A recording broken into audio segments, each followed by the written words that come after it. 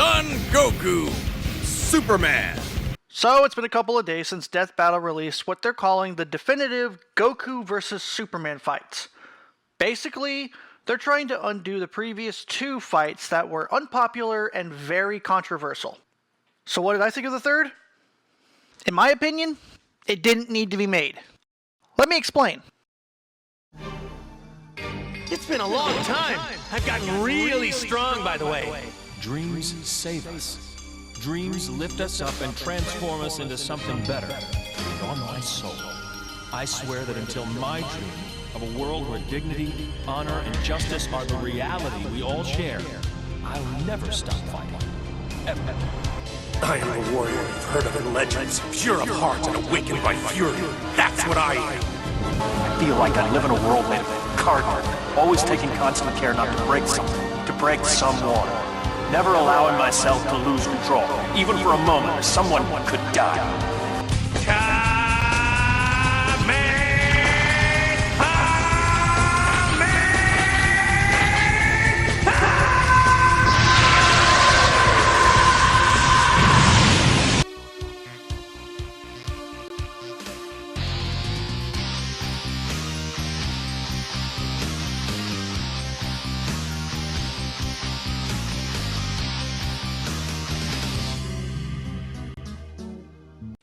Yes, the first two fights were riddled with incorrect statements for both fighters, and the second one was released not long after we were shown Super Saiyan Blue, but also not long before Dragon Ball Super started. And at that point in time, we'd only ever seen one fight with Super Saiyan Blue. But the third one was also filled with statements that put Superman ahead when they were being disingenuous, and Ben Singer lying on Twitter or X, whatever you call it, as a way to get more people to watch the fight. So that was a fucking lie. I want to talk about Goku, because I am a fan and rooter for him whenever Death Battle brings him in. Because he was one of my favorite characters growing up. He's not my favorite Dragon Ball character, but he is top 3. He seems to be the one that always gets the shaft. He's lowballed when he's actually way stronger than we give him credit for. The Goku in this fight is based off of CC or Capsule Corp Goku from Dragon Ball Heroes. We know that because in the analysis, it shows that he beat Xeno Goku. And because they told us. While technically a different continuity, CC Goku is functionally a stand-in for the mainline Goku. But let's go back to Xeno. We can use his strengths and feats to show how strong Capsule Corp is. First off, they said there were 76 billion major timelines. Okay, I'll be honest.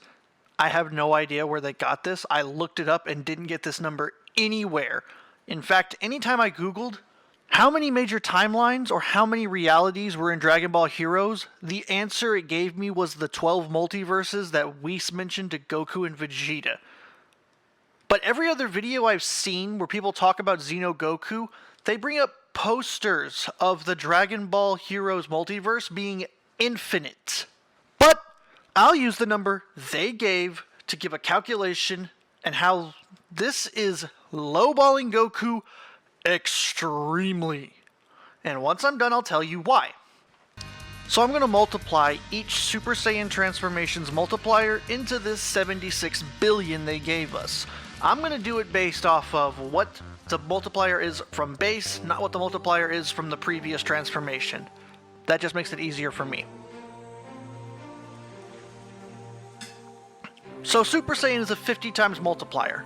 Super Saiyan 2 is a 100, Super Saiyan 3 is a 400, and Super Saiyan 4 is an insane 20,000 multiplier to the base. Base Xeno Goku is already at the power where he can easily destroy all 76 billion timelines.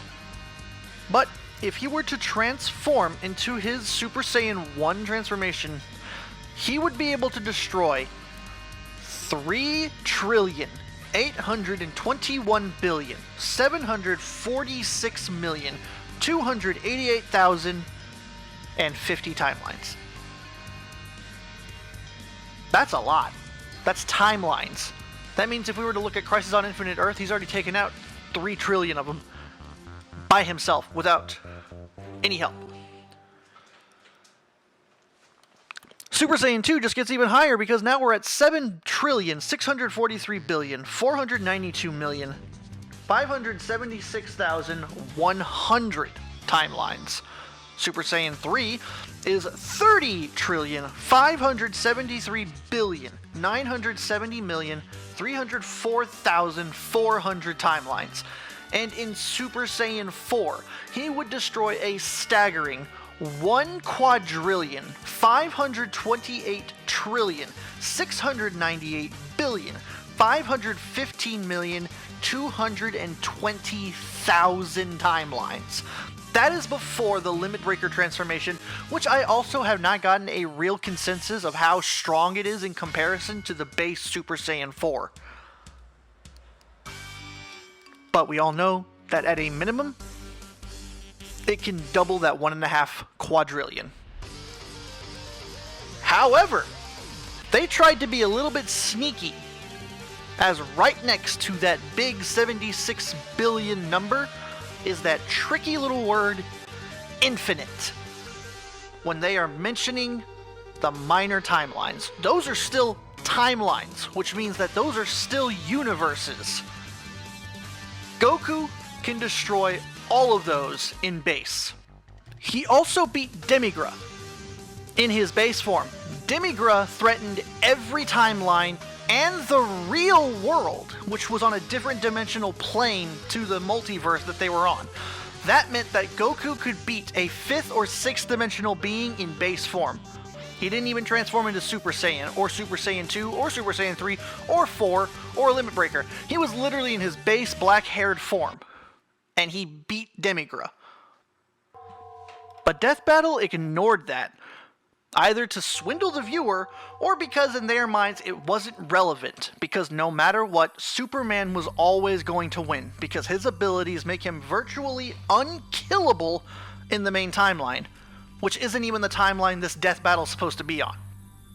This is why Goku vs. Superman 3 shouldn't have been made, as no matter what changed on Goku's side, it didn't matter. Each of these death battles, they have put Goku against a Superman he couldn't beat, and they know it. In the first one, it was a composite of all the Supermen that they could get information on. In the second one, it was a pre-Crisis, but he wasn't even the main Superman at that time. That, at the time, was the New 52 Superman, who was way weaker than pre-Crisis Superman. And in this one, it's basically a return of the first one, except now those composites are canon, and it's just Golden Age to now. None of the Elseworld ones or the alternate reality ones. I, along with many other fans of Goku, are tired of seeing him go in this arena with Superman when nothing changes. As I said, this video doesn't need to exist. But either for views or to help a guilty conscience, the DB crew has felt that since the Goku vs. Superman 2 video, they were gonna make it, and it was gonna be popular, no matter how it ended. Hell, it ended the same way the first one did. All you have to do is swap out Super Saiyan 4 with Ultra Instinct. Superman flies into the sun, or in this case, multiple suns to get more power. Goku charges up a Kamehameha wave, fires it at Superman, who flies at Goku full speed. And even though Goku tried going, I'm guessing it was either a times 20 or times 100 Kaioken with his like Susanoo like spiritual form on top, Superman still killed him. The late great Stan Lee said it best. Who would win in a fight? Who would win in a fight if Galactus fought the Hulk? Or if Thor fought Iron Man? And there's one answer to all of that. It's so simple. Anyone should know this. The person who'd win in a fight is the person that the scriptwriter wants to win. If I'm writing a story about the Thing from the Fantastic Four, and he gets into a big fight with Spider-Man, and millions of people out there say, who would win? Well, it depends on who I want to win if I'm writing the script. If I want Spider-Man to win, he'll win. If I want the Thing to win, he'll win. These are fictitious characters. The writer can do whatever he wants with them. And no matter how much stronger Goku gets, he will never be written as a winner in a fight against Superman for Death Battle. And the closest we will come to see a death battle where Goku and Superman fight and the winner is Goku was that mythological fight we saw earlier between Heracles and Sun Wukong. So Death Battle, do everyone a favor and stop having these two fight. We know nothing will change, and we know there's other opponents that both of these people could fight to get different outcomes. There is opponents out there that you could have Goku fight where Goku could come out on top. There are even opponents where Superman can fight, and that opponent will come out on top. But for the love of God, stop having these two fight. Get something new for them. Because I, as a fan of Goku, am sick and tired of seeing one of my favorite characters from my personal favorite series constantly be pitted up against an opponent you will never have him win against. I want to be able to look at a new opponent that Goku could fight and think, I don't know, will this be a 0-4 win ratio for my boy Goku, or will he finally get a win under his belt? I want to be able to look at a fight between Superman and someone else and think, I don't know, will Superman keep the winning streak up, or will he finally lose one? That's just me.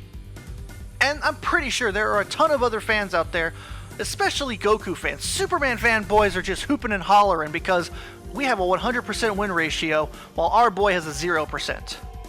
We're tired of it. But hey, I'll see how I like the new battle that comes up in 2 weeks between Unicron and Galactus, as I personally like Unicron, and I don't know much about Galactus. But that's going to do it for this video. Thank you all so much for watching. Have a good day, good evening, whatever your time zone. Bye-bye.